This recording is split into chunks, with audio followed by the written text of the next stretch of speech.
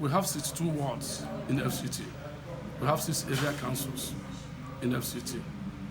And we are heavily structured in the 62 wards of FCT with mega support groups, mainly the youths, the women, and the elderly have already joined. Other political parties, like the 2 political parties, PDP and the APC, are already collapsing into Labour Party in FCT. Most of our gladiators were here with us yesterday, showing fully well that what you have been seeing in the 2 other political parties are now happening here. In all fairness, this is a spiritual movement because God wants to give back Nigeria to Nigerians. If you go to the marketplaces, if you go to the schools, if you go to the churches and mosques, there are problems. Hunger is everywhere. Fuel has even risen from pump price of 165 to 250 in some stations, 190 something in some filling stations, and there is still scarce. Light has become a major setback. No access road, no nothing. And with the emergence of our candidate, Peter Obi, and an erudite scholar as his vice president, God has re-established good leaders for this country. And I pray that all Nigerians should look in between the line and vote for these 2 gentle young men with their capacity to revive the economy of this country. We have the worst economy in the world. We have the worst economy in the world. Therefore, we are asking and praying to all Nigerians to embrace this movement. Let them go and obtain their PVCs and vote out a bad government. And that's what we are just praying for. We have young candidates at the senatorial level, at the presidential level, House of Reps, and the rest. We have political candidates. We just don't give tickets to non-entities.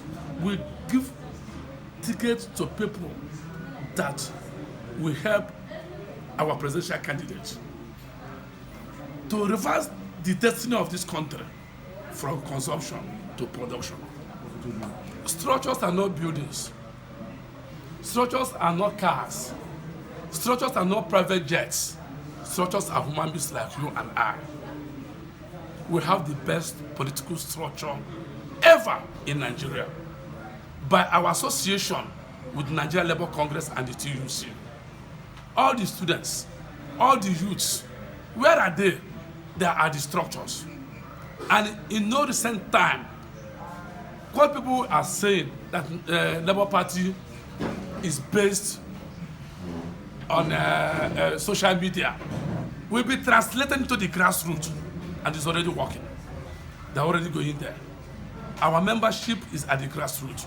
People are registering massively. This is the only political party. People will be disturbing even at midnight. Please, I want to join. I want to join my principal. I was in PDP. I was in APC. I was in this. And I want to join because we have a credible candidate. We have the best candidate in the world. Therefore, we are joining. Let me just tell you, spiritually, even the trees will vote for us. Even the houses will vote for us. Even the grasses will vote for us because God has heard our prayers.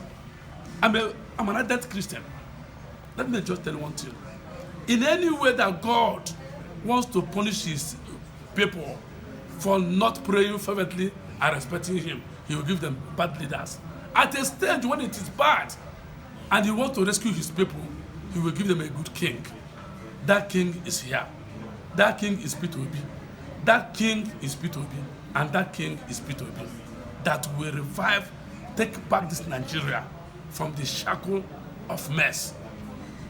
Again, I repeat, from consumption to production. I mentioned before that this is a spiritual movement. Let me add, it is a political revolution. The youth are revolting against the elders. The youth are revolting against bad governance. The youth are revolting against bad economy. The youth are revolting against students as to being on strike and our students are not going to school. The youth are revolting. So it goes across the siege of political zones. It across the whole states.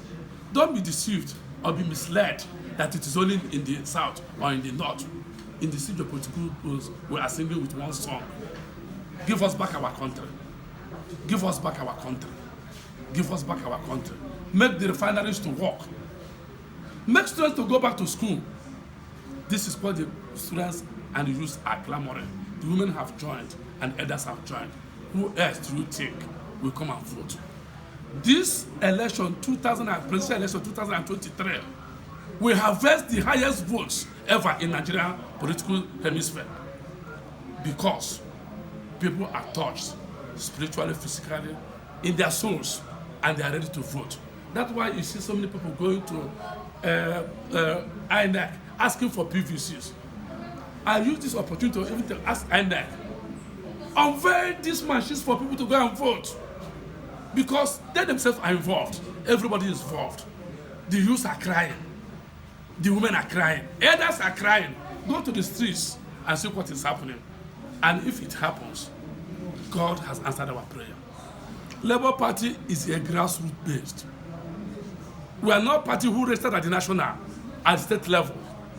Hence they call me because my name is in the platform. I will give them the names of all the area council chairmen in FCT. The area council chairman will direct them to the ward chairman to go and be registered in their book, in their register. Well, that's why I say that they are grassroots based. People who call me can testify that we don't register at state level, we don't register at national. We always register at the national, at the world level into the register. And that's why we are grassroots based. NLC has 774 offices in all the area council, local governments in Nigeria. And they are integral part of Labour Party. TUC have the same. We have our base in all the taxes of federal, including FCT. And people are registering heavily.